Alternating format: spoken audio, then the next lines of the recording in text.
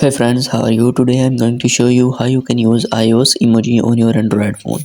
So without wasting any time, let's get into it. So first you need to open Play Store, and in the search bar you can search here iOS emojis for Android.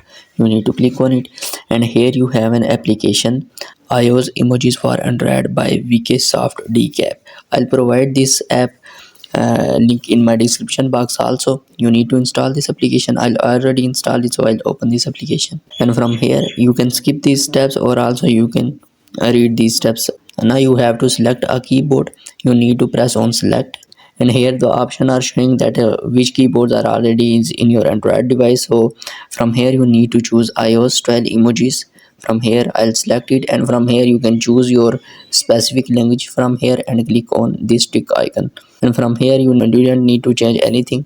Now I am going to any chat application, and from here I'll type anything. I'll type here. Now you see my keyboard is looking like an iOS style. Also images are showing here in iOS style also.